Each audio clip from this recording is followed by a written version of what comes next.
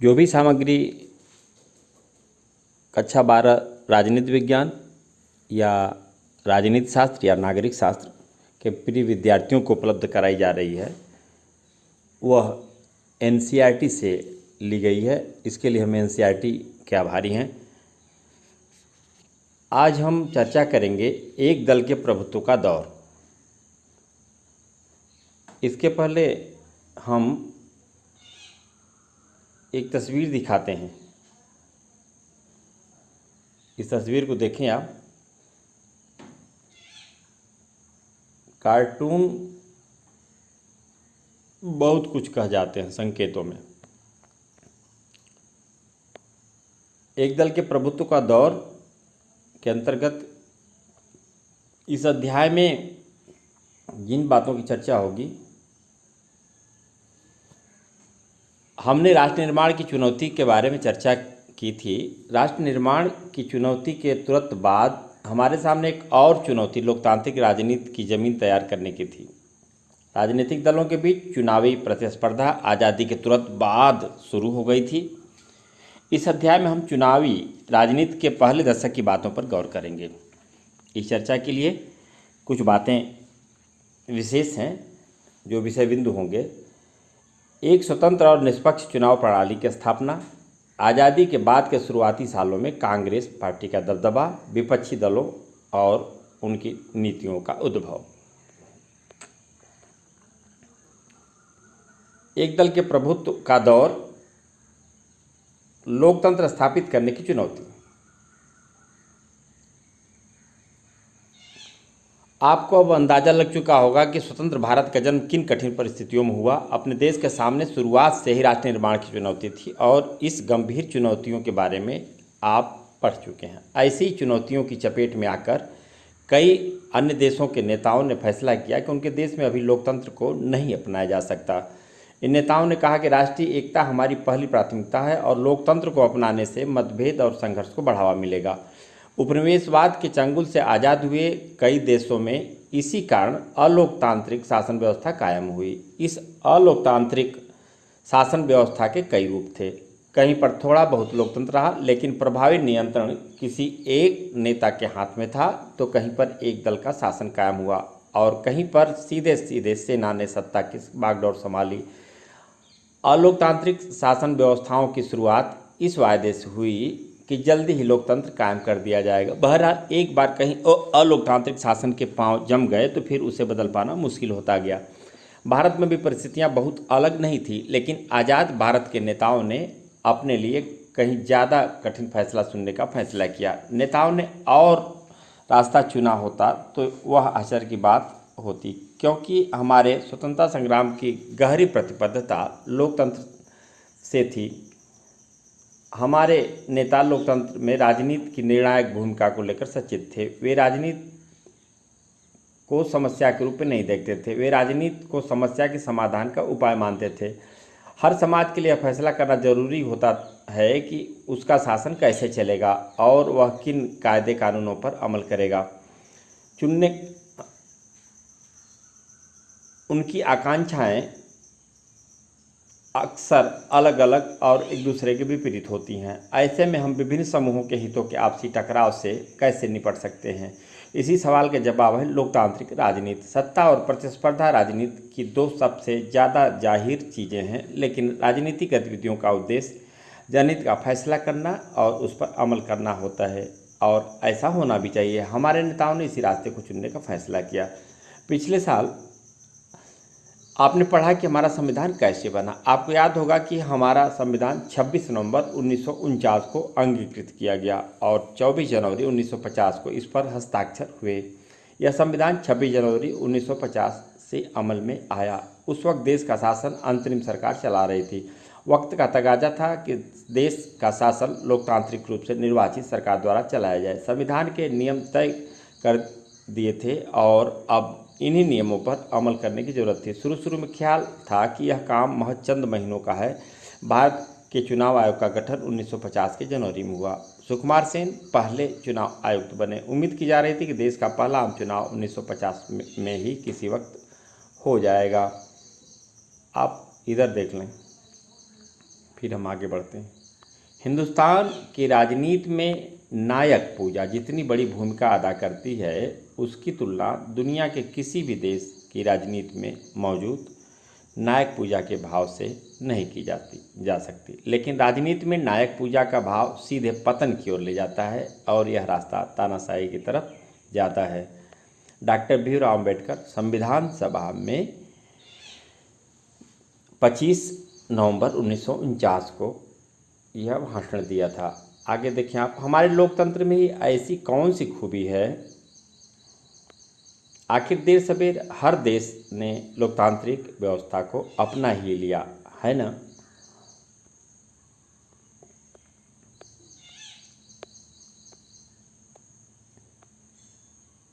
बहरहाल चुनाव आयोग ने पाया कि भारत के आकार को देखते हुए एक स्वतंत्र और निष्पक्ष आम चुनाव कराना कोई आसान मामला नहीं है। चुनाव कराने के लिए चुनाव क्षेत्रों का सीमांकन जरूरी था, फिर मतदाता सूची यानी मताधिकार प्राप्त व्यक्तियों की सूची बनाना भी आवश्यक था।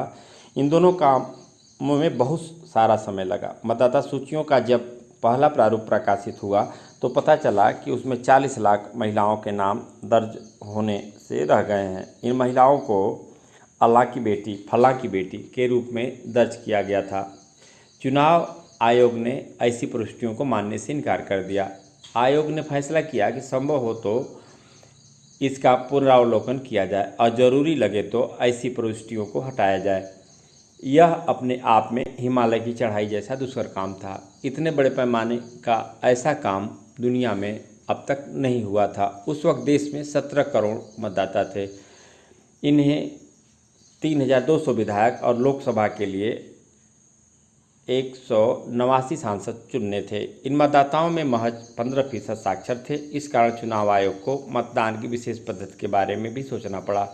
चुनाव आयोग ने चुनाव कराने के लिए 3 लाख से ज़्यादा अधिकारियों और चुनाव कर्मियों को प्रशिक्षित किया। देश के विशाल आकार और मतदाताओं की भारी भरकम संख्या के लिहाज से ही पहला आम चुनाव अनूठा नहीं था, बल्कि मतदाताओं की एक बड़ी तादाद गरीब और अनपढ़ लोगों की थी और ऐसे माहौल में यह चुनाव लोकतंत्र के लिए परीक्षा की कठिन घड़ी था।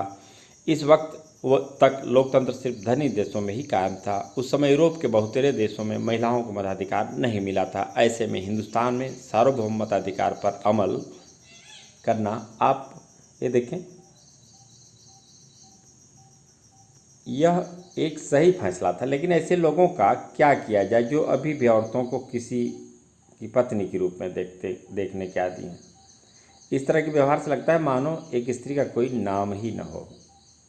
ऊपर जो बातें कही गई थी, अल्लाह की बेटी, फलां की बेटी, इसको चुनाव आयोग ने मानने से इनकार कर दिया। उस संदर्भ में यह टिप्पणी थी। आप देखें,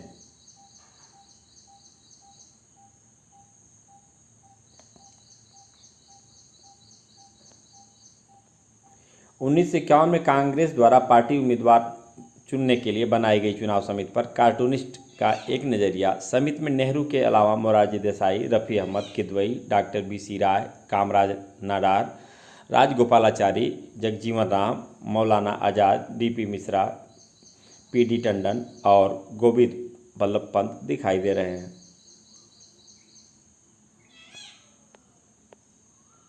मतदान के बदलते तरीके। इन दिनों इलेक्ट्रॉनिक वोटिंग मशीनों का इस्तेमाल होता है। इसके जरिए मतदाता उम्मीदवारों के बारे में अपनी पसंद जाहिर करते हैं। लेकिन शुरू में इसके लिए दूसरा तरीका अपनाया गया था। पहले आम चुनाव में फैसला किया गया कि हर एक मतदान केंद्र में पहले उम्मीदवार के लिए एक मतपेटी रखी जाएगी और मतपेटी पर उम्मीदवार का चुनाव चिन्ह अंकित होगा। प्रत्येक मतदाता को एक खाली मतपत्र दिया जाएगा जिसे वह अपने पसंद के उम्मीदवार की मतपेटी में डालेगा। इस काम के लिए तकरीबन 20 लाख स्टील के बक्सों का इस्तेमाल हुआ। पंजाब के एक पीठासीन पदाधिकारी ने मतपेटियों की तैयारी का ब्यौरा कुछ इस प्रकार बयान किया है।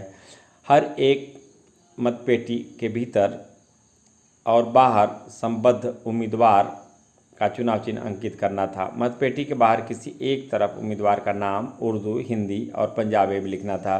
इसके साथ साथ चुनाव क्षेत्र, चुनाव केंद्र और मतदान केंद्र की संख्या भी यहीं दर्ज करनी थी। उम्मीदवार के अंकित ब्यौरे वाला एक कागजी मुहरबंद पीठासीन पदाधिकारी के दस्तखत के साथ मतपेटी पर लगाना था। मतपेटी के ढक्कन को तार के सहारे बांधना था और इसी जगह पर मुहर लगाना था। यह सारा काम चुनाव की नियत तारीख से ठीक एक दिन पहले करना था। चुनाव चिन्ह और बाकी ब्यौरों की दर्ज करने के लिए मतपेटी को पहले सरेस कागज या ईंट के टुकड़ों से रगड़ना पड़ता था। कुल 6 लोगों ने 5 घंटे लगातार काम किया, तब कहीं जाकर यह काम पूरा हुआ। इस काम में मेरी 2 बेटियां भी लगी हुई थी। यह सारा काम मेरे घर पर ही हुआ। आप ये देखें, बैलेट पेपर का नमूना। लोकसभा के तीसरे आम चुनाव से 13वें आम चुनाव तक इस्तेमाल किए गए बैलेट पेपर का नमूना। इस प्रकार से बैलेट पेपर होते थे जिसपे वोटर मतदाता जाकर के अपने प्रत्याशी के चुनाव चिन्ह पर मुहर लगाते थे। यह प्रक्रिया तीसरे आम चुनाव से लेकर 13वें आम चुनाव तक चलती रही। इधर देखिए आप, इलेक्ट्रॉनिक वोटिंग मशीन जिसका इस्तेमाल इस समय हो रहा है। शुरुआती दौर के बारे में आपको अभी जानकारी दी गई। शुरुआती 2 चुनावों के बाद यह तरीका बदल दिया गया। अब मतपत्र पर हर उम्मीदवार का नाम और चुनाव चिन्ह अंकित किया जाने लगा। मतदाता को इस मतपत्र अपने पसंद के उम्मीदवार के नाम पर मुहर लगानी होती थी। यह तरीका अगले 40 सालों तक अमल में रहा। सन 1990 के दशक के अंत में चुनाव आयोग ने इलेक्ट्रॉनिक वोटिंग मशीन ईवीएम का इस्तेमाल शुरू किया। 2004 तक पूरे देश में ईवीएम का इस्तेमाल चालू हो गया।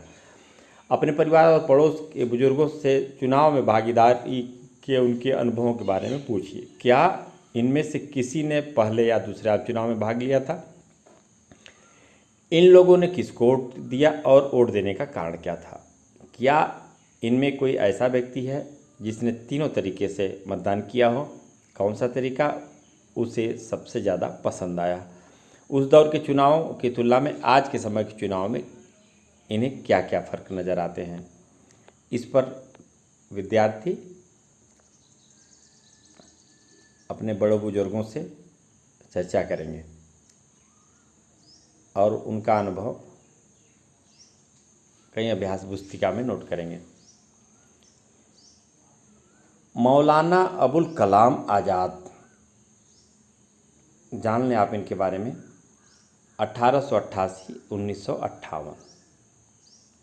मूल नाम अबुल कलाम मोइनुद्दीन अहमद, इस्लाम के विद्वान, स्वतंत्रता सेनानी और कांग्रेस के नेता, हिंदू मुस्लिम एकता के प्रतिपादक, विभाजन के विरोधी, संविधान सभा के सदस्य, स्वतंत्र भारत में बने पहले मंत्रिमंडल में शिक्षा मंत्री। यहाँ पर विद्यार्थियों को बता दें कि अब शिक्षा मंत्री के जगह पर मानव संसाधन मंत्रालय केंद्र में कार्य कर रहा है। यह अपने आप में बड़ा जोखिम भरा प्रयोग था। एक हिंदुस्तानी संपादक ने इसे इतिहास का सबसे बड़ा जुआ करार दिया। ऑर्गेनाइजर नाम की पत्रिका ने लिखा कि जवाहरलाल नेहरू अपने जीवित रहते ही यह देख लेंगे और पछताएंगे कि भारत में सार्वभौमत अधिकार असफल रहा।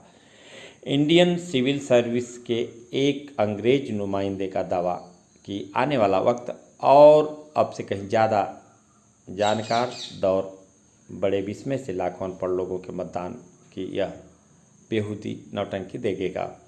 चुनावों को 2 बार स्थगित करना पड़ा और आखिरकार 1951 के अक्टूबर से 1952 के फरवरी तक चुनाव हुए। बहरहाल इस चुनाव को अमूमन 1952 का चुनाव ही कहा जाता है, क्योंकि देश के अधिकांश हिस्सों में मतदान 1952 में ही हुए। चुनाव अभियान, मतदान और मतगणना में कुल 6 महीने लगे।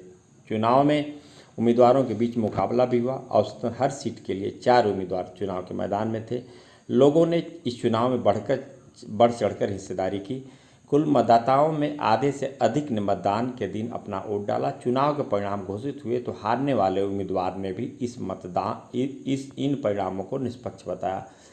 सार्वभौम मताधिकार के इस प्रयोग ने आलोचकों का मुंह बंद कर दिया। टाइम्स ऑफ इंडिया ने माना कि इस चुनाव ने उन सभी आलोचकों के संदेहों पर पानी फेर दिया है जो सार्वभौम मताधिकार की इस शुरुआत को इस देश के लिए जोखिम का सौदा मान रहे थे। देश से बाहर के पर्यवेक्षक भी हैरान थे। हिंदुस्तान टाइम्स ने लिखा, यह बात हर जगह मानी जा रही है कि भारतीय जनता ने विश्व के इतिहास में लोकतंत्र के सबसे बड़े प्रयोग को बखूबी अंजाम दिया। 1952 का आम चुनाव पूरी दुनिया में लोकतंत्र के इतिहास के लिए मील का पत्थर साबित हुआ। अब यह दलील दे पाना संभव नहीं रहा कि लोकतांत्रिक चुनाव गरीबी अथवा अशिक्षा के माहौल में नहीं कराए जा सकते। यह बात साबित हो गई कि दुनिया में भी कहीं भी लोकतंत्र पर अमल किया जा सकता है। पहले 3 चुनावों में कांग्रेस का प्रभुत्व। पहले आम चुनाव के नतीजों से शायद ही किसी को अचंभा हुआ। आशा यही थी कि भारतीय राष्ट्रीय कांग्रेस इस चुनाव में जीत जाएगी। भारतीय राष्ट्रीय कांग्रेस का लोक प्रचलित नाम कांग्रेस पार्टी था और इस पार्टी को स्वाधीनता संग्राम की विरासत हासिल थी।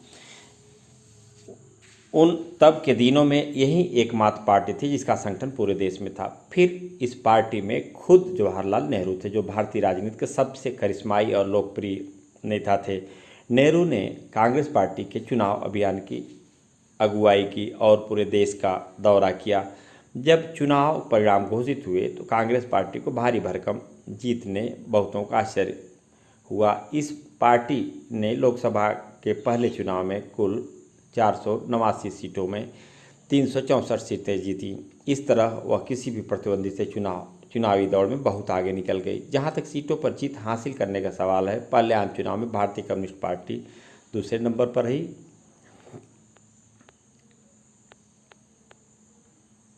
यह कांग्रेस के प्रभुत्व को दर्शाता है। कुल 16 सीट हासिल हुई। लोकसभा के चुनाव के साथ साथ विधानसभा के भी चुनाव कराए गए थे। कांग्रेस पार्टी को विधानसभा के चुनाव में भी बड़ी जीत हासिल हुई। त्रावणकोर, कोचीन, आज के केरल का एक हिस्सा, मद्रास और उड़ीसा को छोड़कर सभी राज्यों में कांग्रेस ने अधिकतर सीटों पर जीत दर्ज की। आखिरकार इन 3 राज्यों में ही कांग्रेस की ही सरकार बनी। इस तरह राष्ट्रीय और प्रांतीय स्तर पर पूरे देश में कांग्रेस पार्टी का शासन कायम हुआ। उम्मीद के मुताबिक जवाहरलाल नेहरू पहले आम चुनाव के बाद प्रधानमंत्री बने।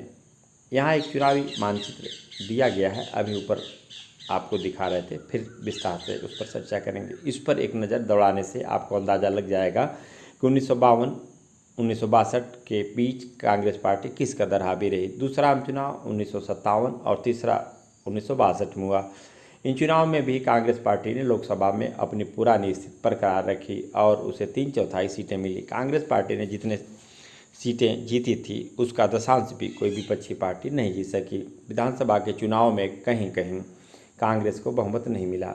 ऐसा ही एक महत्वपूर्ण उदाहरण केरल का है।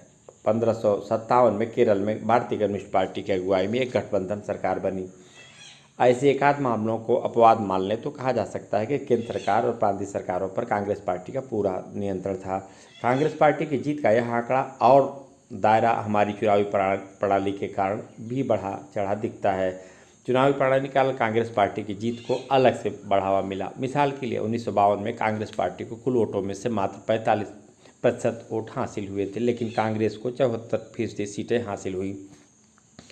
सोशलिस्ट पार्टी को वोट हासिल करने के लिहाज से दूसरे नंबर पर रही। उसे 1952 के चुनाव में पूरे देश में कुल 10% वोट मिले थे, लेकिन यह पार्टी 3% सीटें भी नहीं जीत पाई।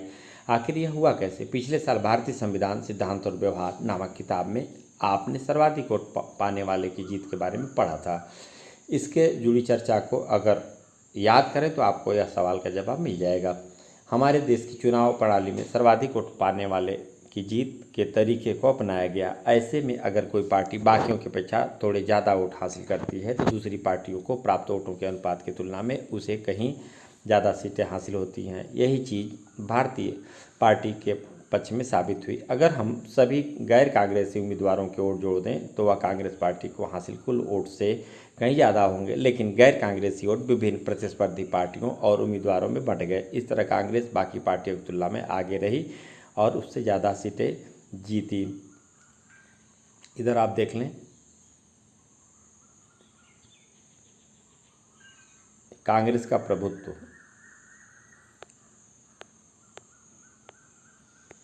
पहला आम चुनाव 1952, दूसरा आम चुनाव 1957, तीसरा आम चुनाव 1962। यहाँ पर देखें आप, लोकसभा सीट 489, लोकसभा सीट 494 और 494।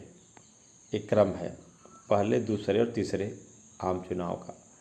और यहाँ पर आप देखें,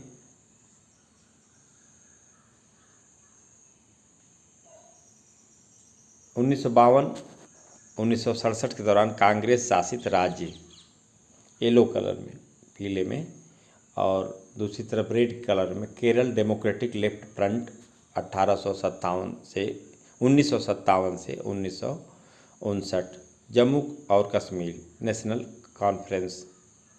यह 3 अलग अलग रंग हैं, जहां पर आप देख सकते हैं कि अधिकांश क्षेत्रों पर कांग्रेस की ही सत्ता स्थापित हुई।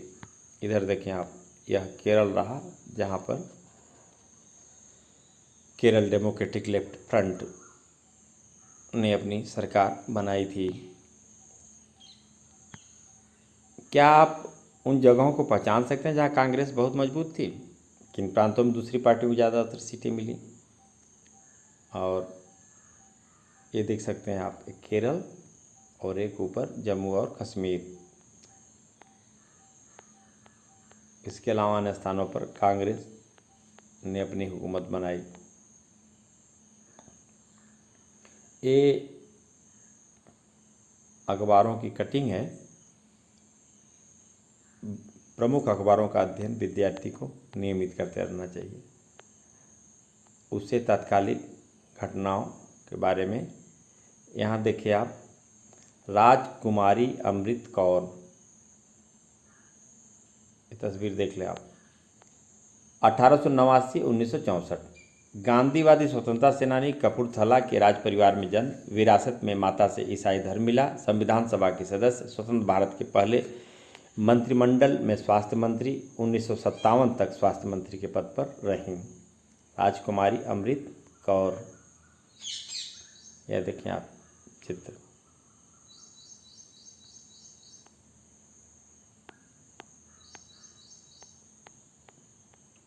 और द हिंदू अखबार और नई दुनिया, विभिन्न अखबारों की यहाँ पर कटिंग आपके सामने रखी जा रही है, जिसमें उस समय की तात्कालिक स्थितियों का उल्लेख है।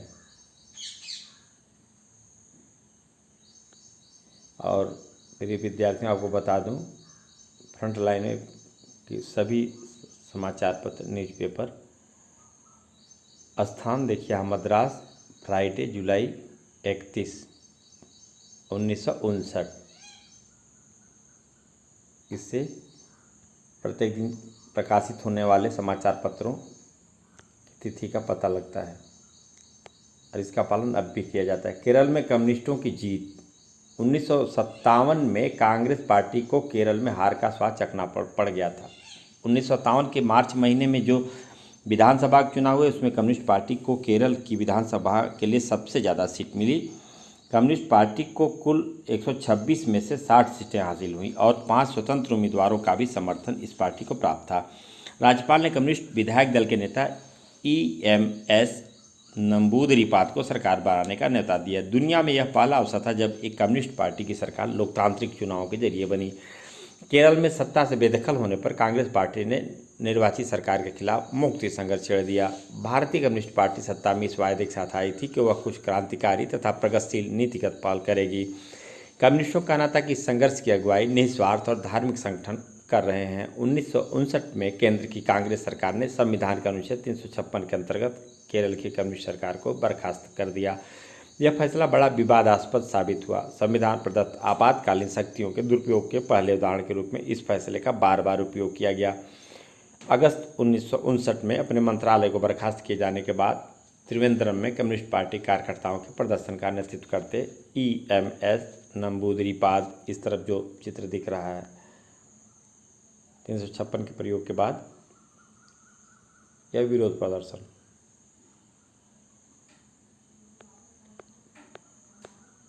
सोशलिस्ट पार्टी की जड़ों को आज़ादी के पहले से उस वक्त में ढूंढा जा सकता है जब भारतीय राष्ट्रीय कांग्रेस जन आंदोलन चला रही थी। कांग्रेस सोशलिस्ट पार्टी का गठन खुद कांग्रेस के भीतर 1934 में युवा नेताओं की एक टोली ने किया था। ये नेता कांग्रेस से ज़्यादा परिवर्तनकामी और समतावादी बनाना चाहते थे। 1948 में कांग्रेस ने अपने संविधान में बदलाव किया। यह बदलाव इसलिए किया गया था ताकि कांग्रेस के सदस्य दोहरी सदस्यता न धारण कर सके। इस वजह से कांग्रेस के समाजवादियों को मजबूरन 1948 में अलग होकर सोशलिस्ट पार्टी बनानी पड़ी। सोशलिस्ट पार्टी चुनाव में कुछ खास कामयाबी हासिल नहीं कर सकी। इसके पार्टी के समर्थकों को बड़ी निराशा हुई। हालांकि सोशलिस्ट पार्टी की मौजूदगी हिंदुस्तान के अधिकतर राज्यों में थी, लेकिन पार्टी को चुनाव में छिटपुट सफलता ही मिली। समाजवादी लोकतांत्रिक समाजवाद की विचारधारा में विश्वास करते थे।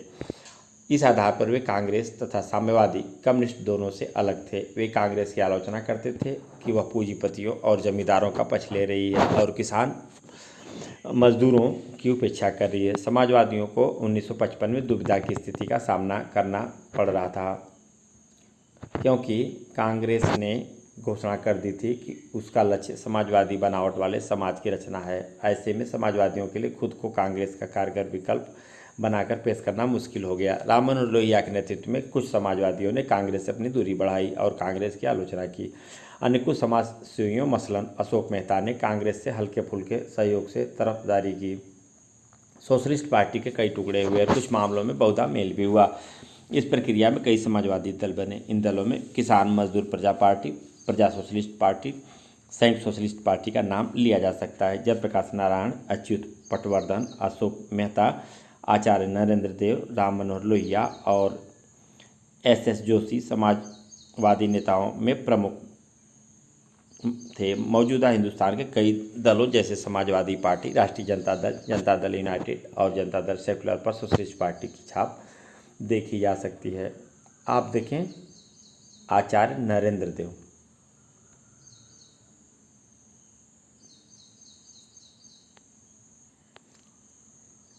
आचार्य नरेंद्र देव 1889-1956 स्वतंत्रता सेनानी और कांग्रेस सोशलिस्ट पार्टी के संस्थापक। आज़ादी के आंदोलन के दौरान कई बार जेल गए। किसान आंदोलन में सक्रिय, बौद्ध धर्म के विद्वान। आज़ादी के बाद पहले सोशलिस्ट पार्टी का और बाद में प्रजा सोशलिस्ट पार्टी का नेतृत्व।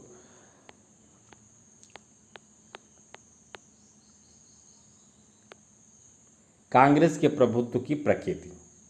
भारत ही एकमात्र ऐसा देश नहीं है जो एक पार्टी के प्रभुत्व के दौर से गुजरा हो। अगर हम दुनिया के बाकी मुल्कों पर नज़र दौड़ाएं तो हमें एक पार्टी के प्रभुत्व के बहुत से उदाहरण मिलेंगे। बहरहाल बाकी मुल्कों में एक पार्टी के प्रभुत्व और भारत में एक पार्टी के प्रभुत्व के बीच एक बड़ा भारी फर्क है। बाकी मुल्कों में एक पार्टी का प्रभुत्व लोकतंत्र की कीमत पर कायम हुआ। कुछ देशों मसलन चीन, क्यूबा और सीरिया के संविधान में सिर्फ एक ही पार्टी को देश के शासन की अनुमति दी गई। कुछ और देशों में जैसे म्यांमार, बेलारूस, इरिट्रिया में एक पार्टी का प्रभुत्व कानूनी और सैन्य उपायों के चलते कायम हुआ है। अब से कुछ साल पहले मैक्सिको, दक्षिण कोरिया और ताइवान भी एक पार्टी के प्रभुत्व वाले देश थे। भारत में कायम एक पार्टी का प्रभुत्व इन उदाहरणों से कहीं अलग है। यहाँ एक पार्टी का प्रभुत्व लोकतांत्रिक स्थितियों में कायम हुआ।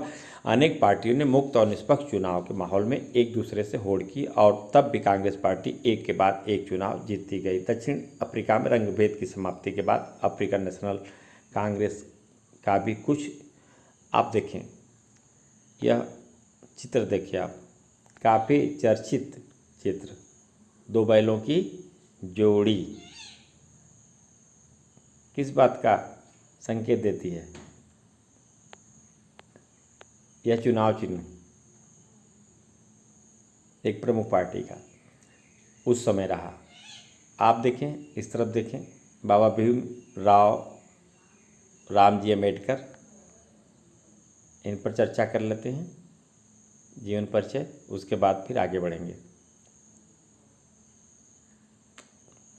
डॉक्टर भीमराव रामजी अम्बेडकर 1891-1956 जाति विरोधी आंदोलन के नेता और दलितों को न्याय दिलाने के संघर्ष के अगुवा, विद्वान और बुद्धिजीवी, इंडिपेंडेंट लेबर पार्टी के संस्थापक। बाद में शेड्यूल कास्ट फेडरेशन की स्थापना, रिपब्लिकन पार्टी ऑफ इंडिया के गठन की योजनाकार, दूसरे विश्व युद्ध के दौरान वायसराय की काउंसिल में सदस्य, संविधान सभा की प्रारूप समिति के अध्यक्ष, आज़ादी के बाद नेहरू के पहले मंत्रिमंडल में मंत्री, हिंदू कोड बिल के मुद्दे पर अपनी असहमत दर्ज कराते हुए 1951 में इस्तीफा, 1956 में अपने हजारों अनुयायियों के साथ बौद्ध धर्म अपनाया। यह डॉक्टर भीमराव रामजी अम्बेडकर का संक्षिप्त जीवन परिचय।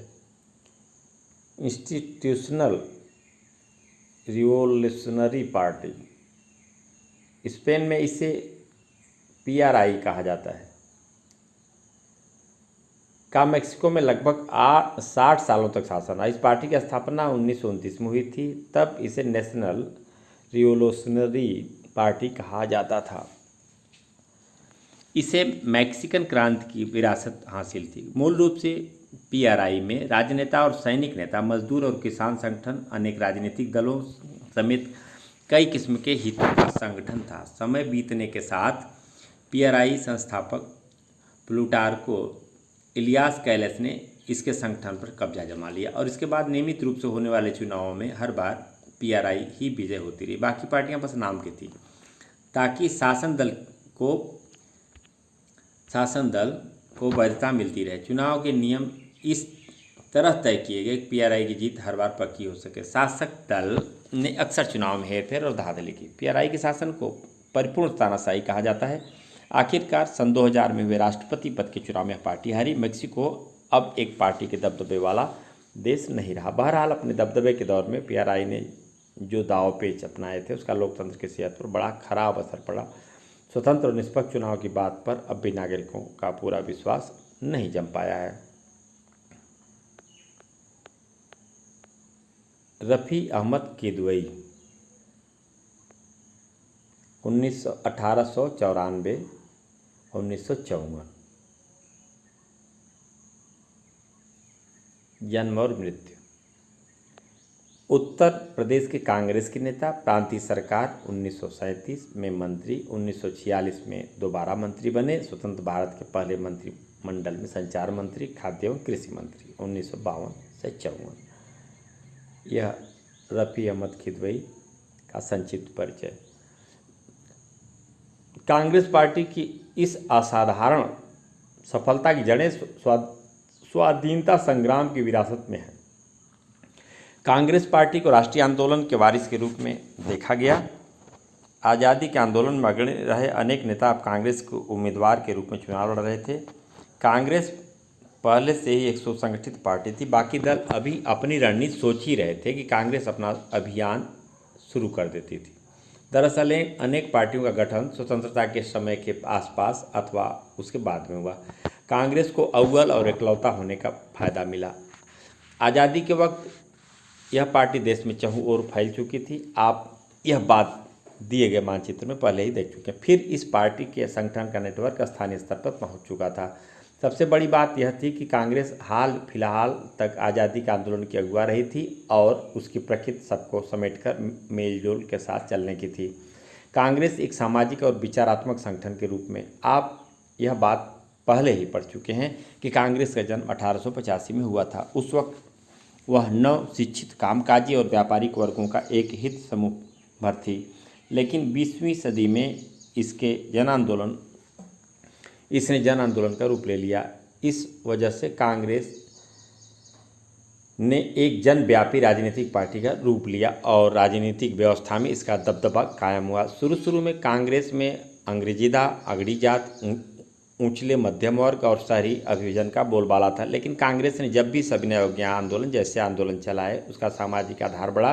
कांग्रेस ने परस्पर विरोधी हितों के कई समूहों को एक साथ जोड़ा। कांग्रेस में किसान और उद्योगपति, शहर के बसिंदों और गांव के निवासी, मजदूर और मालिक एवं मध्य निम्न उच्च वर्ग तथा जाति सबको जगह मिली। धीरे धीरे कांग्रेस का नृत्य वर्ग भी विस्तृत हुआ। इसका नृत्य वर्ग अब उच्च वर्ग या जाति के पेशेवर लोगों तक ही सीमित नहीं रहा। इसमें खेती किसानी की बुनियाद वाले तथा गांव गिरान की तरफ रुझान रखने वाले नेता भी उभरे। आज़ादी के समय तक कांग्रेस एक शतरंगी सामाजिक संगठन की शक्ल आखिरकार कर चुकी थी।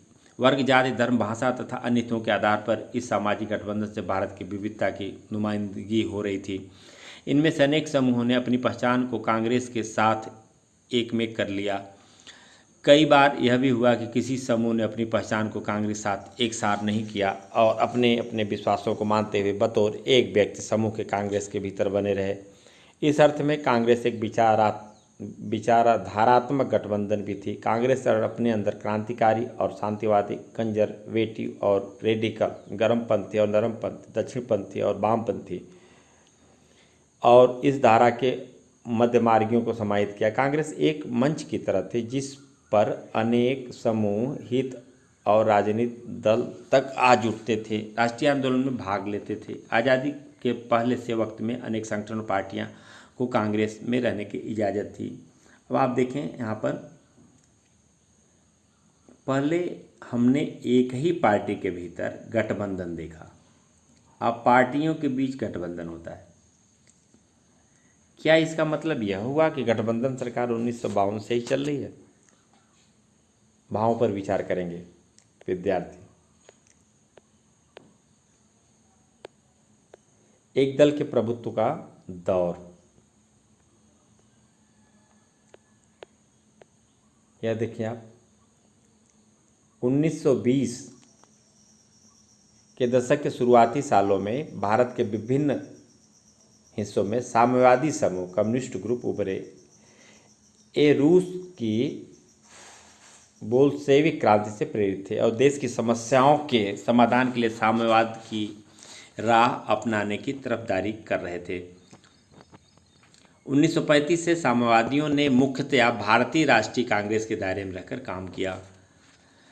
कांग्रेस ने साम्यवादी 1941 के दिसंबर में अलग हुए। इस समय साम्यवादियों ने नाजी जर्मनी के खिलाफ लड़ रहे ब्रिटेन को समर्थन देने का फैसला किया। दूसरी गैर कांग्रेसी पार्टियों के विपरीत कम्युनिस्ट पार्टी ऑफ इंडिया के पास आज़ादी के समय एक सुचारू पार्टी मशीनरी और समर्पित काडर मौजूद थे। बहरहाल आज़ादी हासिल होने पर इस पार्टी के भीतर कई स्वर उभरे। इस पार्टी के सामने मुख्य सवाल यह था कि आखिर जो आज़ादी देश को हासिल हुई है उसकी प्रकृति कैसी है? क्या हिंदुस्तान सचमुच आज़ाद हुआ है या यह आज़ादी झूठी है? आज़ादी के तुरंत बाद भारतीय कम्युनिस्ट पार्टी का विचार था कि 1947 में सत्ता का जो हस्तांतरण हुआ है वह सच्ची आज़ादी नहीं थी। इस विचार के साथ पार्टी ने तेलंगाना में हिंसक विद्रोह को बढ़ावा दिया। साम्यवादी अपनी बात के पक्ष में जनता का समर्थन हासिल नहीं कर सके, इन्हें सशस्त्र सेनाओं द्वारा दबा दिया गया। मजबूरन इन्हें अपने पक्ष को लेकर पुनर्विचार करना पड़ा। 1951 में साम्यवादी पार्टी ने हिंसक क्रांति का रास्ता छोड़ दिया, आने वाले आम चुनावों में भाग लेने का फैसला किया। पहले आम चुनाव भारतीय कम्युनिस्ट पार्टी ने 16 सीटें जीती, वह सबसे बड़ी विपक्षी पार्टी बनकर उभरी। इस दल को ज़्यादातर समर्थन आंध्र प्रदेश, पश्चिम बंगाल, बिहार और केरल में मिला। भारतीय कम्युनिस्ट पार्टी के प्रमुख नेताओं में ए.के. गोपालन, एस.ए. डांगे, ई.एम.एस. नंबूदरीपाद, पी.सी. जोशी, अजय घोष और पी.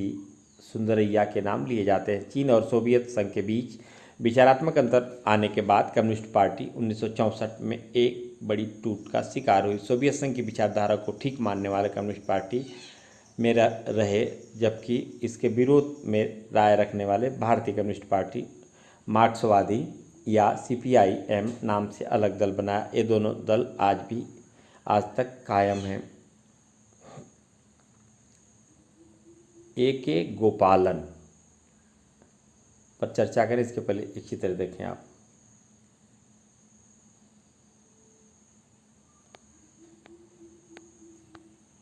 ए.के. गोपालन की चित्र आप नज़दीक से देख लें ताकि आप पहचान सकें। ए.के. गोपालन 1904 से 1977 केरल के कम्युनिस्ट नेता, राजनीतिक जीवन का आरंभ कांग्रेस कार्यकर्ता के रूप में 1939 में कम्युनिस्ट पार्टी में शामिल। 1964 में कम्युनिस्ट पार्टी के विभाजन के बाद कम्युनिस्ट पार्टी ऑफ इंडिया मार्क्सवादी में शामिल और पार्टी की मजबूती के लिए कार्य। सांसद के रूप में विशेष ख्याति, 1952 से सांसद। यह ए.के. गोपालन का संक्षिप्त जीवन परिचय है।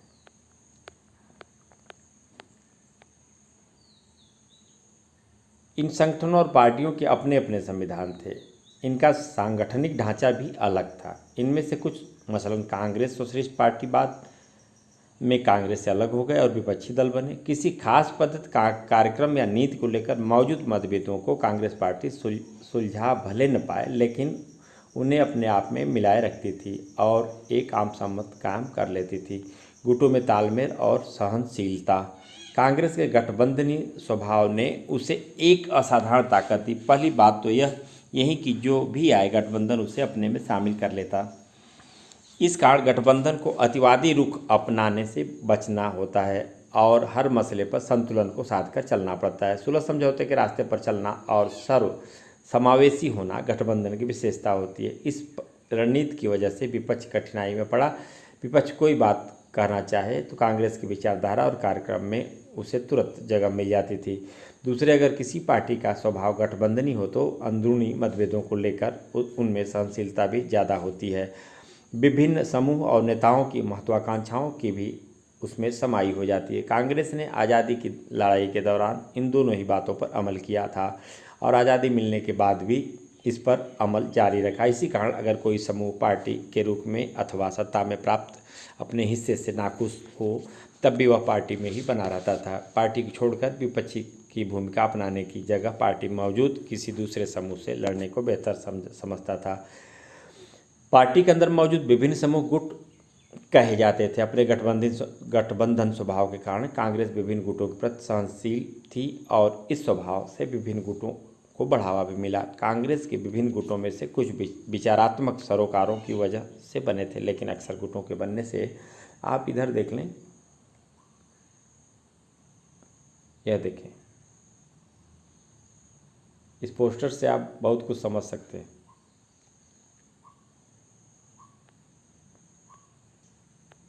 यह मराठी फिल्म अरुण साधु के 2 उपन्यासों सिंहासन और मुंबई दिनांक पर आधारित है।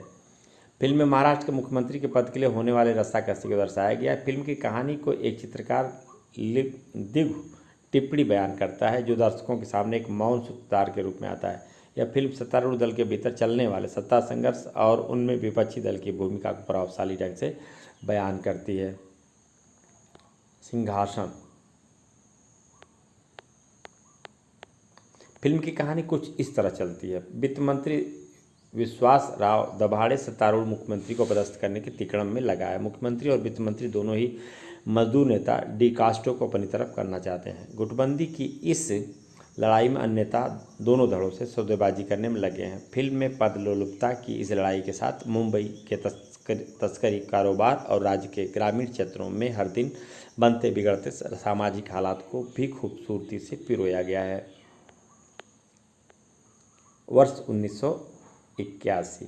निर्देशक जब्बार पटेल, पटकथा विजय तेंदुलकर, अभिनय नीलू फुले, अरुण सरनाइक, डॉक्टर श्रीराम लागू, सतीश दुबासी, दत्ता भट्ट, मधुकर तोरणमल, माधव वाटवे, मोहन अगासे। यह संक्षिप्त परिचय था जो राजनीतिक गठबंधनों के संदर्भ में अपनी बातें। भारतीय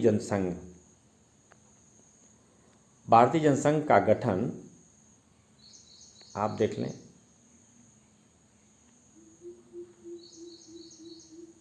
यह चित्र भारतीय जनसंघ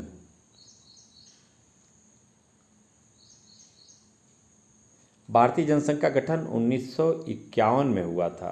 श्यामा प्रसाद मुखर्जी इसके संस्थापक अध्यक्ष थे। इस दल की जड़ें आज़ादी के पहले से ही सक्रिय राष्ट्रीय स्वयंसेवक संघ और हिंदू महासभा में खोजी जा सकती हैं। जनसंघ अपनी विचारधारा और कार्यक्रमों के लिहाज से बाकी दलों से भिन्न है। जनसंघ ने एक देश, एक संस्कृति और एक राष्ट्र के विचार पर जोर दिया। इसका मानना है कि देश भारतीय संस्कृति और परंपरा के आधार पर आधुनिक, प्रगतिशील और ताकतवर बन सकता है। जनसंघ ने भारत और पाकिस्तान को एक करके अखंड भारत बनाने की बात कही। अंग्रेजी को हटाकर हिंदी को राजभाषा बनाने के आंदोलन में यह पार्टी सबसे आगे थी। इसने धार्मिक और सांस्कृतिक अल्पसंख्यकों को रियायत देने की बात का विरोध किया। चीन ने 1964 में अपना आणविक परीक्षण किया था। इसके बाद से जनसंघ ने लगातार इस बात की पैरोकारी की कि भारत भी अपने आणविक हथियार तैयार करे। 1950 के दशक में जनसंघ चुनावी राजनीति के हाशिए पर रहा।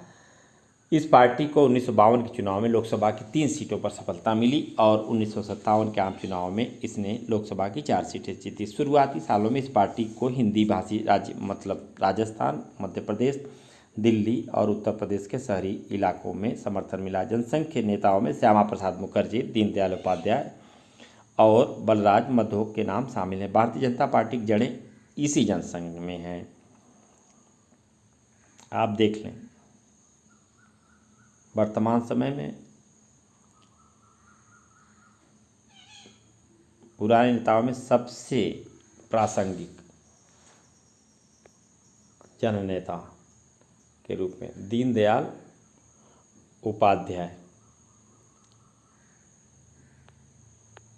दीनदयाल उपाध्याय 1916 1968। 1942 से राष्ट्रीय स्वयंसेवक के पूर्णकालिक कार्यकर्ता, भारतीय जनसंघ के संस्थापक सदस्य, भारतीय जनसंघ में पहले महासचिव फिर अध्यक्ष, समग्र मानवतावाद सिद्धांत के प्रणेता। दीनदयाल उपाध्याय के संदर्भ में फिर कभी भविष्य में विस्तार से चर्चा करेंगे। व्यक्तिगत महत्वाकांक्षा तथा प्रतिस्पर्धा की भावना भी काम करती थी। ऐसे में अंदरूनी गुटबाजी कांग्रेस को कमजोरी बनने के बजाय उसकी ताकत साबित हुई। चूंकि पार्टी के भीतर विभिन्न गुटों की आपसी होड़ के लिए गुंजाइश थी, इसलिए विभिन्न हित और विचारधाराओं की नुमाइंदगी कर रहे नेता कांग्रेस के भीतर ही बने रहे। पार्टी के बाहर निकलकर कई नई पार्टी बनाने को उन्होंने इससे बेहतर नहीं समझा। कांग्रेस की अधिकतर प्रांतीय इकाइयाँ विभिन्न गुटों को मिलाकर बनी थी। एक गुट अलग अलग विचारधात्मक रुख अपनाते थे और कांग्रेस एक भारी भरकम मध्यम मार्ग की पार्टी के रूप में उभरकर सामने आती थी। दूसरी पार्टियां मुख्यतः कांग्रेस के इस या उस गुट को प्रभावित करने की कोशिश करती थी। इस तरह बाकी पार्टियां हाशिए पर रखकर ही नीतियाँ और फैसलों को अप्रत्यक्ष रीति से प्रभावित कर पाती थी। ये पार्टियां सत्ता के वास्तविक इस्तेमाल से कोसों दूर थी। शासक दल का कोई विकल्प नहीं था। इसके बावजूद विपक्षी पार्टियां लगातार कांग्रेस की आलोचना करती थी, इस पर दबाव डालती थी और इस क्रम में उसे प्रभावित करती थी। गुटों की मौजूदगी की यह प्रणाली शासक दल के भीतर असंतुलन साधने के एक औजार की तरह काम करती थी। इस तरह राजनीतिक होड़ कांग्रेस के भीतर ही चलती थी। इस अर्थ में देखें तो चुनावी प्रतिस्पर्धा के प्रथम दशक में कांग्रेस ने शासक दल की भूमिका निभाई और विपक्ष की भी। इसी कारण भारतीय राजनीति के इस कालखंड को कांग्रेस प्रणाली कहा जाता है। विपक्षी पार्टियों का उद्भव, जैसा कि हमने ऊपर देखा, अभी जो चर्चा हुई, ऐसा नहीं था कि इस दौर में भारत में विपक्षी पार्टियां नहीं थी।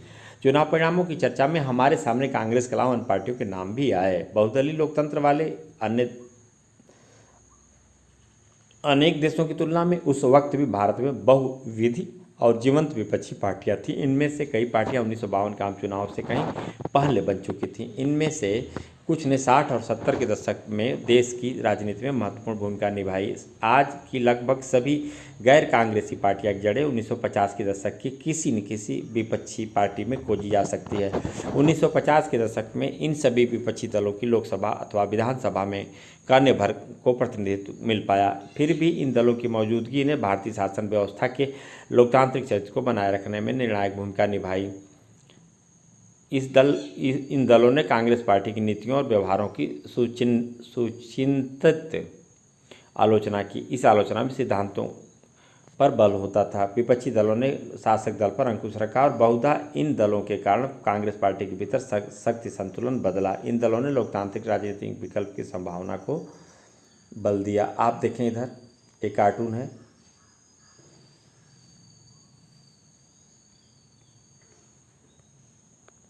मैं गुटबंदी को एक तरह से रोग समझती थी।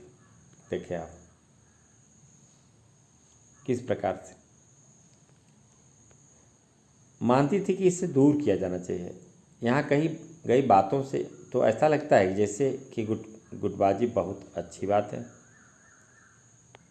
और यहाँ देखिए आप,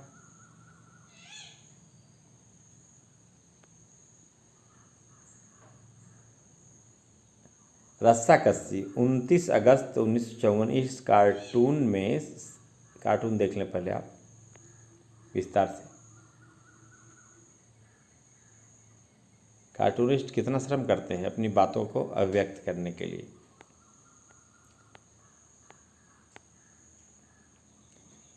इस कार्टून में सरकार और विपक्षी दलों की ताकत की तुलना की गई है। कार्टून में दर्शाए गए पेड़ पर नेहरू और उनके कैबिनेट सहयोगी बैठे। पेड़ के नीचे विपक्षी नेताओं AK गोपालन, आचार्य कृपलानी, NC चटर्जी, श्रीकांतन नायर और सरदार हुकुम सिंह को दिखाया गया है। विपक्षी नेता पेड़ को गिराने की कोशिश कर रहे हैं।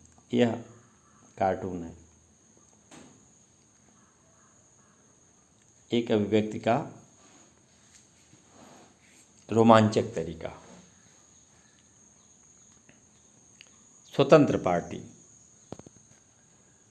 कांग्रेस के नागपुर अधिवेशन में जमीन की हलबंदी, खाद्यान्न के व्यापार, सरकारी अधिग्रहण और सहकारी खेतों का प्रस्ताव पास हुआ था। इसी के साथ 1959 के अगस्त में स्वतंत्र पार्टी अस्तित्व में आई। इस पार्टी का नेतृत्व सी राजगोपालाचारी, के एम मुंशी, एन सी रंगा और मीनू मसानी जैसे पुराने कांग्रेसी नेता कर रहे थे। यह पार्टी आर्थिक मसलों पर अपनी खास किस्म की पक्षधरता कारण दूसरी पार्टियों से अलग थी। स्वतंत्र पार्टी चाहती थी कि सरकार अर्थव्यवस्था में कम से कम तर हस्तक्षेप करे। उनका मानना था कि समृद्धि सिर्फ व्यक्तिगत स्वतंत्रता के जरिए आ सकती है। स्वतंत्र पार्टी अर्थव्यवस्था में विकास के नज़रिए में किए जा रहे राजकीय हस्तक्षेप, केंद्रीकृत नियोजन, राष्ट्रीयकरण और अर्थव्यवस्था के भीतर सार्वजनिक क्षेत्र की मौजूदगी को आलोचना की निगाह से देखती थी। यह पार्टी आर्थिक रूप से कमजोर वर्गों के हितों को ध्यान में रखकर किए जा रहे कराधान के भी खिलाफ थी। इस दल ने निजी क्षेत्र को खुली छूट देने की तरफदारी की। स्वतंत्र पार्टी कृषि में जमीन की हलबंदी, सहकारी खेती और खाद्यान्न के व्यापार पर सरकारी नियंत्रण के विरुद्ध थी। यह दल गुटनिरपेक्षता की नीति और सोवियत संघ से दोस्ताना रिश्ते कायम रखने को भी गलत मानती थी। इसने संयुक्त राज्य अमेरिका से नज़दीकी संबंध बनाने की वकालत की। अनेक क्षेत्रीय पार्टियां और हितों के साथ मेल करने के कारण स्वतंत्र पार्टी देश के विभिन्न हिस्सों में ताकतवर हुई। स्वतंत्र पार्टी की तरफ मुख्य रूप से जमींदार और महाराजे आकर्षित हुए। भूमि सुधार के कानूनों से इनकी मलकियत और हैसियत को खतरा मंडरा रहा था और इससे बचने के लिए इन लोगों ने स्वतंत्र पार्टी का दामन थामा। उद्योगपति और व्यवसायी वर्ग के लोग राष्ट्रीयकरण और लाइसेंस नीति के खिलाफ थे। इन लोगों ने भी स्वतंत्र पार्टी का समर्थन किया। इस पार्टी का सामाजिक आधार बड़ा संकुचित था और इसके पास पार्टी सदस्य के रूप में समर्पित काडर की कमी थी। इस वजह से यह पार्टी अपना मजबूत सांगठनिक नेटवर्क खड़ा नहीं कर पाई। अब आप देखें इधर सी राजगोपालाचारी, तस्वीर देखिए आप नज़दीक से।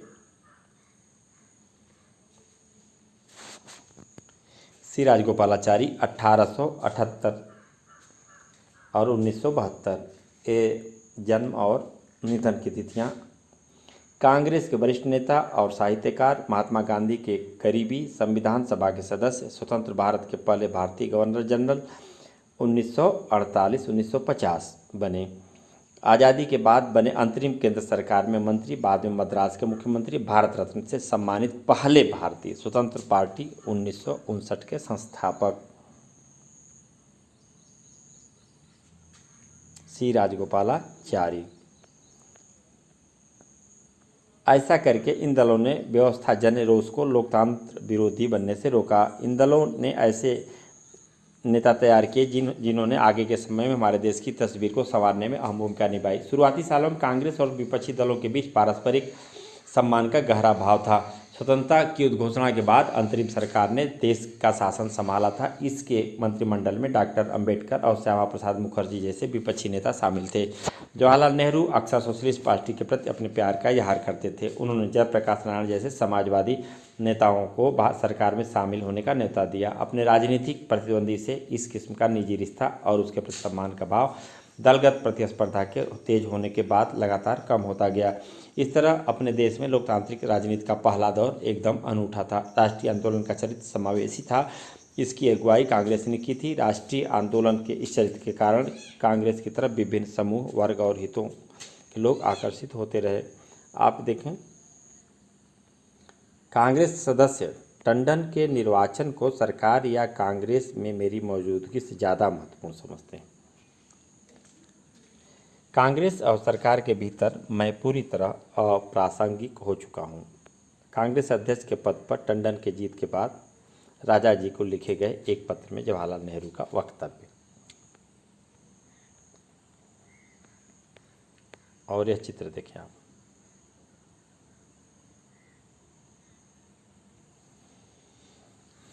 उस समय के राजनेताओं के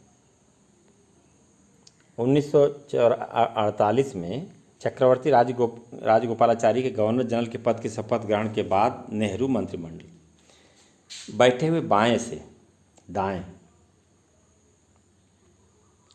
रफ़ी अहमद किदवई, बलदेव सिंह, मौलाना आज़ाद, प्रधानमंत्री नेहरू, चक्रवर्ती राजगोपालाचारी, सरदार वल्लभ भाई पटेल, राजकुमारी अमृत कौर, जान मथाई और जगजीवन राम खड़े हुए बाएं से दाएं। श्री गाडगिल, श्री नियोगी, डॉक्टर अंबेडकर, श्यामा प्रसाद मुखर्जी, गोपाल स्वामी आयंकर और जयराम दास दौलत राम। एक बार फिर से आप देख लें यह तस्वीर। चलो चलो सभा देखने चलो। सोशलिस्ट पार्टी की सभा में खबर ने संथाल टोली को विशेष रूप से आलोड़ित किया है। गांव में अस्पताल खुलने की खुशखबरी की कोई खास प्रतिक्रिया संथालों पर नहीं, लेकिन यह सभा जमीन जोतने वालों की। जमीन किसकी? जोतने वालों की। जो जोतेगा वह बोएगा, जो बोएगा वह काटेगा, कमाने वाला खाएगा। इसके चलते जो कुछ हो कालीचरण समझा रहा है। दो भैंस की लड़ाई में दूब के सिर आफत। कांग्रेस और सुसलिंग अपने में लड़ रहा है। दोनों अपना अपना मेंबर बनाना चाहता है। चक्की के दो पार्ट में गरीब लोग ही पीछे जाएंगे। गरीब पीछे नहीं जाएंगे, गरीबों की भलाई होगी। एक पार्टी रहने से काम नहीं होता है। जब दो दलों में मुकाबला और भिड़ंत होता है तो फायदा पब्लिक का होता है। जिला कांग्रेस ऑफिस में जुलूम हो रहा है। जिला कांग्रेस के सभापति का चुनाव होने वाला है। 4 उम्मीदवार हैं, 2 असल और 2 कम असल। राजपूत भूमिहार में मुकाबला है। जिले भर के सेठों और जमींदारों की मोटर लारियां दौड़ रही हैं, एक दूसरे के गड़े मुर्दे उखाड़े जा रहे हैं। कटियार काटन मिल वाले सेठ जी भूमिहार पार्टी में है और फारबिसगंज जूट वाले राजपूतों की ओर। पैसे का तमाशा कोई यहाँ कर देखे। यह फणीश्वर नाथ रेणु के उपन्यास मैला आंचल के कुछ अंश। उस उपन्यास की कथा भूमि पूर्वोत्तर बिहार का पूर्णिमा जिला है और कथा काल स्वतंत्रता वर्ष के बाद के वर्ष। श्यामा प्रसाद मुखर्जी 1901-1953। हिंदू महासभा के नेता, भारतीय जनसंघ के संस्थापक, स्वतंत्रता के बाद नेहरू के पहले मंत्रिमंडल में मंत्री। पाकिस्तान के साथ संबंधों को लेकर अपने मतभेदों के चलते 1950 में इस्तीफा।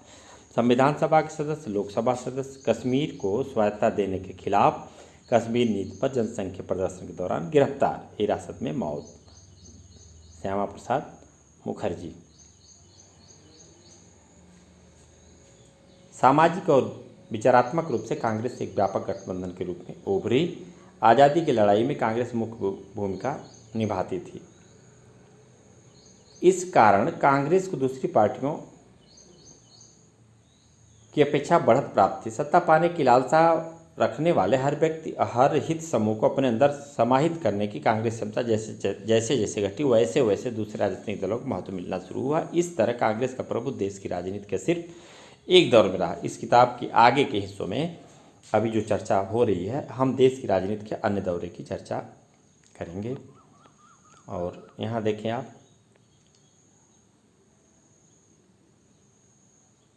सही विकल्प चुनकर खाली जगह को भरें। इससे विद्यार्थी या अध्ययन करने वाले के लिए 1952 के पहले आम चुनाव में लोकसभा के साथ साथ के लिए भी चुनाव कराए गए थे। ये विद्यार्थियों को बताना है। लोकसभा के पहले आम चुनाव में 16 सीटें जीतकर दूसरे स्थान पर रही कौन? स्वतंत्र पार्टी का एक निर्देशक सिद्धांत था। कॉलम बना है, सूचियां दी गई हैं, इन सूचियों में मेल बैठाना है। कौन राजनेता, किस पार्टी? एकल पार्टी के प्रभुत्व के बारे में यहाँ 4 बयान दिए गए हैं। प्रत्येक के आगे सही या गलत का चिन्ह लगाना है। अगर पहले आम चुनाव के बाद भारतीय जनसंघ अथवा भारतीय कम्युनिस्ट पार्टी की सरकार बनी होती तो किन मामलों में इस सरकार से अलग नीति अपनाई होती? इन दोनों दलों द्वारा अपनाई गई नीतियों के बीच 3 अंतरों का उल्लेख करना है। कांग्रेस किन अर्थों में विचारात्मक गठबंधन थी? कांग्रेस में मौजूद विभिन्न विचाराधारात्मक उपस्थितियों का उल्लेख करें। क्या एकल पार्टी प्रभुत्व की प्रणाली का भारतीय राजनीति के लोकतांत्रिक चरित्र पर खराब असर हुआ? समाजवादी दलों और कम्युनिस्ट पार्टी के बीच 3 अंतर बताइए। इस तरह भारतीय जनसंघ और स्वतंत्र पार्टी के बीच के 3 अंतरों का उल्लेख करें। भारत और मैक्सिको दोनों ही देशों में एक खास समय तक एक पार्टी का प्रभुत्व रहा। बताएं कि मैक्सिको में स्थापित एक पार्टी का प्रभुत्व कैसे भारत के एक पार्टी के प्रभुत्व से अलग था। भारत का एक राजनीतिक नक्शा लीजिए जिसमें राज्यों की सीमाएं दिखाई गई और उनमें ऐसे 2 राज्य जहां 1952 से 67 तक के दौरान कांग्रेस सत्ता में नहीं थी, 2 ऐसे राज्य जहां इस पूरी अवधि में कांग्रेस सत्ता में रही। जो ऊपर आपको मैप दिखाए गए थे उससे मदद मिलेगी। कांग्रेस के संगठनकर्ता पटेल कांग्रेस के दूसरे राजनीतिक समूह से निसंग रखकर उसे एक सर्वांगसम तथा अनुशासित राजनीतिक पार्टी बनाना चाहते थे। वे चाहते थे कि कांग्रेस सबको समेट कर चलने वाला स्वभाव छोड़े और अनुशासित कार्य से युक्त एक सुसंगठित पार्टी के रूप में उभरे। यथार्थवादी होने के कारण पटेल व्यापकता की जगह अनुशासन को ज़्यादा तरजीह देते थे। अगर आंदोलन को चलाते चले जाने के बारे में गांधी के ख्याल हद से ज़्यादा रोमानी थे तो कांग्रेस को किसी एक विचारधारा पर चलने वाली अनुशासित तथा धुरंधर राजनीतिक पार्टी के रूप में बदलने की पटेल की धारणा भी इसी तरह कांग्रेस की उस समन्वयवादी भूमिका को पकड़ पाने में चूक गई जिसे कांग्रेस को आने वाले दशकों में निभाना था। रजनी कोठारी। लेखक क्या सोच रहा है कि कांग्रेस को एक सर्वांगसम तथा अनुशासित पार्टी होना चाहिए? शुरुआती सालों में कांग्रेस द्वारा निभाई गई समन्वयवादी भूमिका के कुछ उदाहरण दीजिए। खुद करें और खुद समझें। 1952 के बाद से अब तक आपके राज्य में जितने चुनाव हुए, सरकारें बनी, उसका एक चार्ट तैयार करिए। इस चार्ट में चुनाव का वर्ष, जीतने वाले दल का नाम, शासन दल, दलों के साथ मुख्यमंत्री का नाम, ये सब चीज़ें विद्यार्थी नेट पे जाकर भी प्राप्त कर सकते हैं और ऐसा करने से उन्हें बहुत सी जानकारियाँ विस्मृत नहीं होंगी। और इसी के साथ यह अध्याय पूर्ण होता है और विद्यार्थी स्वतंत्र भारत में राजनीति, विशेषकर विभिन्न राजनीतिक दलों के बारे में, स्वतंत्र भारत के समय में जो दलें थीं उनकी विचारधारा, उनके नेता और विभिन्न चुनाव में उनकी स्थिति, इन सब विषयों के बारे में विस्तार से इसमें चर्चा हुई और यह अध्याय इसी के साथ पूर्ण होता है।